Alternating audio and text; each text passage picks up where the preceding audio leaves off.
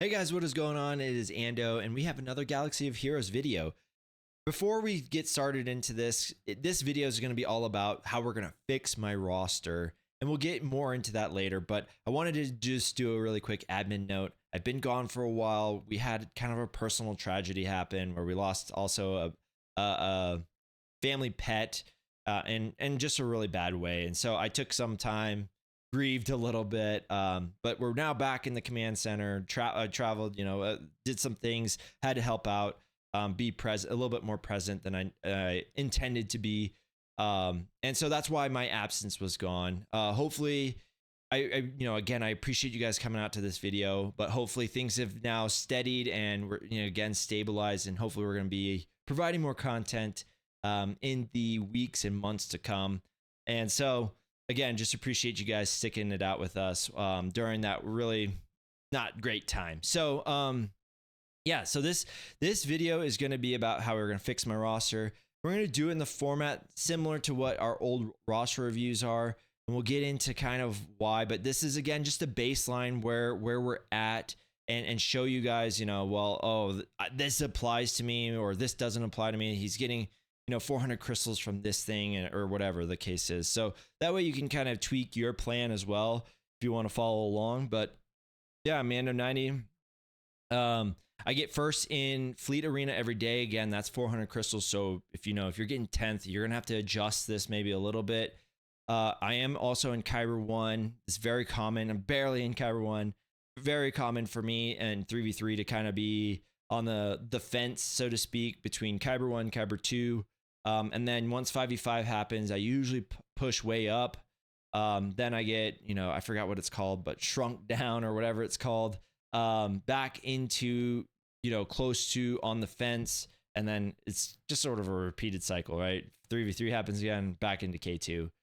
So we're in Kyber 1. So just again, so you guys know what my crystal income is. Also like to bring us to the guilds, since it is important for us to figure out, where we're at there. So we're 625 million GP. We are still waiting on one person from the guild that we end up doing a merger with. So that was also a thing. Because of that merger, we did have a smaller raid score. We lost like 20 people. So obviously we took a hit on the raid score for that iteration. We look to be going actually above where we were before, so that's good. So looking forward to that. We do get 38 stars in TB, which is actually funny because that was pretty much what we were getting last go around. But we probably going to push a little bit higher soon. And we were 8-2 in our last 10 territory wars. Okay. So I also want to include era units in this really quickly, like a blurb in there, just because it is important to how I play my strategy.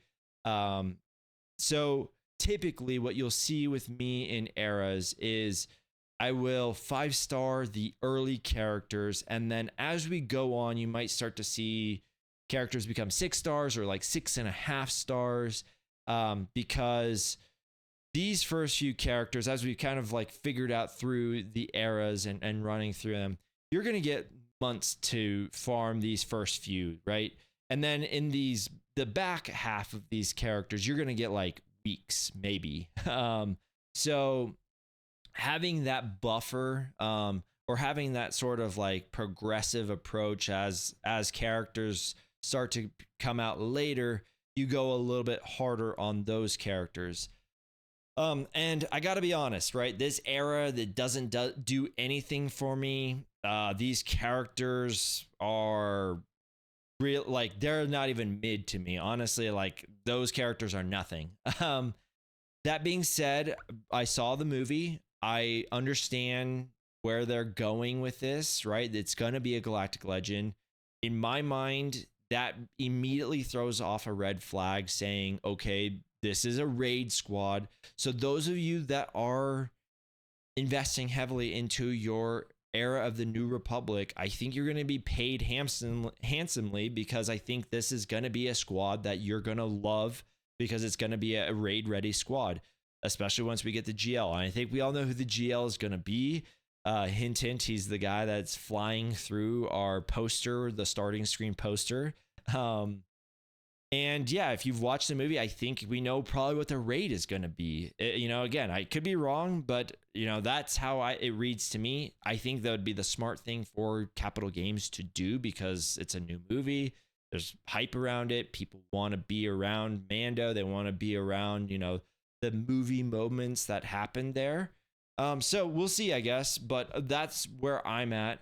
And I be remiss to say, like, there's been times where I've thought about, like, is this the time where maybe I open up, my pocketbook and push these characters higher? I've ultimately decided against it just because if it was just the stars, I would say I'm gonna do it. But the problem is the era levels adds a whole new complexity and a whole new level of whaling that I'm just not really comfortable and or familiar with. So I'm just gonna eat it up, and hopefully there's other raid squads that are available. But yeah, that's where we're at with the era units. So we'll talk quickly about like the past era, which is Cassian. As you can see, this is sort of like where I was talking, like some of these characters, and I don't remember, like I might have just gotten a lucky pull. I think because Major Partagaz might have been like the second to last character, but I might have gotten a good pull there on one of the cards or whatever for him. So that's why he's like my leading gainer or whatever you want to call him. But right now, Vel and Clay are the ones that are farmable. So for those two, now that Vel is on par with Clea gets 15 attempts because I triple refresh her node. Vel is a Cantina farm, so I'm now just gonna, when I wake up, you have a little bit of energy left over or whatever.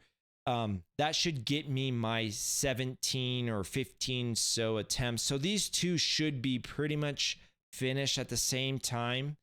And it'll depend, right? If Cinta comes out and she's also a Cantina farm, we'll have to adjust a little bit because right now I'm doing one refresh for Vel in Cantina Energy, and then I'm doing the other two refreshes into blue relic material because obviously we're here to fix our roster, and we'll go into what that is right now. So, but that's where we are with the Cassian stuff. So, what is the part of the roster that we need to fix? Now, I made an entire video on this. I recorded a video, and then I listened to it, and I was like, honestly, I'm not really providing anyone anything. So I think providing it in this context, where it's a roster review, and we're gonna keep up with it, and we're gonna put out like weekly or maybe like every 2 weeks, like an update, so that way we can kind of see like what the improvements are, and if it's felt at any level or whatever the case is.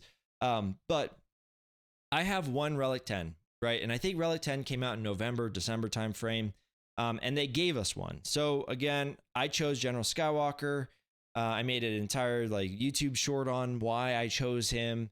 But I knew at the time, right, when I applied it, like this is not the best Relic 10 in the world. I don't assume that I'm getting a crazy good return of investment on this character, but Relic 10, but he is my favorite character. And that if you're just given one, instead of having it just have a burning a hole in my pocket, so to speak, just put it right, like it's house money kind of thing. Just put it on whoever you want to put it on, and who cares, right? It's not like it's lost me any GAC matches or a TW match, and it cost me anything. Like I said, maybe is there a better one out there? Yeah, of course, probably. But now that we've had some time to let Relic 10 cook a little bit, and I've simmered on it, and I've fought squads with a couple R10s, and people are starting to get to like 30 and 40 R10s. They're insane, but I'm starting to get the sense of like, okay, I am starting to feel a little bit like I'm falling behind, right? Not so much, and I don't care about that. Like, I'm not trying to compete with the people that have 30 or 40 of these things. My point is saying that like I was always kind of up there in roster development, right? I'm 15.5 million GP. And I was always up there, right? Like I was in good guilds, and I worked really hard to push my roster and find small places where I could emphasize stuff and again, try to min max as little as possible, but also be smart with where I could kind of go and say, okay, this person really wants relics. And it felt like in the past few months, because of Relic 10 and just because of where we were at, like, is a new raid coming out? I don't know, so many different things. And now we've got this era system. Like, what are we doing? I had just sort of almost been like analysis by paralysis, like, don't spend anything, right? And on top of that, we had economy changes where signal data became easier than ever to get, and it's readily accessible everywhere. So what I did was I sat down and in this video, I said, I don't feel comfortable right now adding an R10 because I think the problem is when I looked at my best squads, which, to be honest, Galactic Legends are the best squads out there. Yes, there's legendaries when you add Amis and stuff like that can beat them. That's great. I love that for the game. But all down to the core of this game right now, the way that Capital Games has explained this, and it's been very clear, and I'll move my face up here, is that Galactic Legends are your premium teams, right? And it's true, right? If you think about it, like in TB and in GAC and Territory Wars and all these other things, like, you put a lot of resources into these teams. You put a lot of stuff into these teams.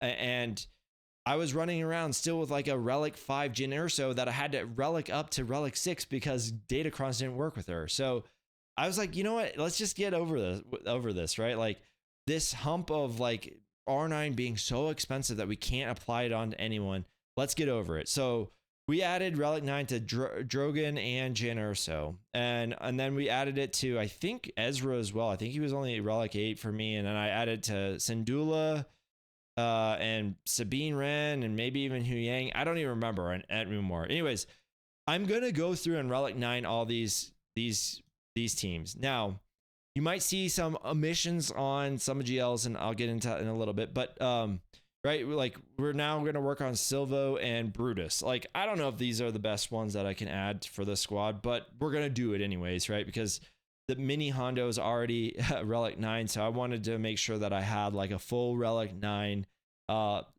team. Like I said, SLKR Ray is on there, and Ray is a hard one because we never really know what her team is, but I just decided to add Cal in here because, again, he's Relic 7, and like, there are a lot of times that I put Cal in with Ray, and like, why would I put my best squad and have like this deviation of, maybe even 3 Relic levels on it? So anyways, again, SLKR Ray, very funny enough because there are Galactic Legends that were released after them that I'm starting to feel like are still less used than these two that are older, because Ray is like, we have to put everyone through the light side challenge. Hey, can this person fit on a Ray squad? And SOKR, he still has such a good, he's got like really great potential all the time. Like, there's so many good things. His team stops bonus turn meter. Ray, the dark side vision added a lot to him, especially in GAC. Has made him be really clean in banners. So he's kind of get bumped up there. So yeah, you'll see, like, I didn't put like JML in there. I didn't put, JMK, which is quite unfortunate, but I think he's kind of fallen off a little bit. So anyways, the whole reason of that is I felt like, okay, once I get that leveled out, then I'll feel comfortable with adding some R10s. Now I'm not going to go crazy. I think I want like couple. I want like Lord Vader. I want Ray. I think I want GL Ahsoka Tano. There's probably a few non-galactic legends that I want to potentially add in there on Relic 10.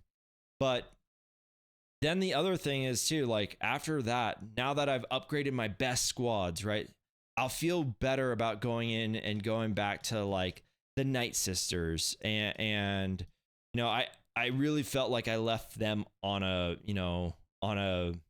bad spot, so to speak, right? I've only got them at 7s. Even the guys that have an assault battle, right, they're at 7s. So that's the problem that I think I have, and that's the problem that I'm trying to fix with this. Is I've been in this horde mode for too long, and I will say, if you're following this advice, with, especially because the signal data is now more readily accessible, but follow this advice, but do still keep a little bit, right? Like there is a little bit that is healthy, right? You don't want to be, as I always put it in SWGOH terms, you don't want to be living paycheck to paycheck with your relic materials, right? Like you don't want to be like, oh no, like I'm totally black on everything, and now this new character came out, or like this thing or this other thing that I didn't think about. Like I've heard people say that about conquest characters. It's like you've only had 3 months to plan for this guy, but you're gonna want some of this stuff, because we are gonna get a new raid. It has to be happening. They've talked about a new fleet potentially, or how they're gonna revamp fleets. So things are gonna change, right? You do want a little bit of a stockpile.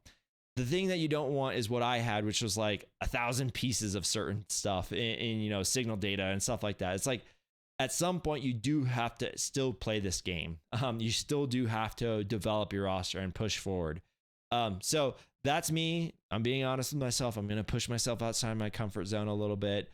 And like I said, I just threw on those Relic 9s already. I'm going to continue to do that until I'm finished, or until we get more news on something else.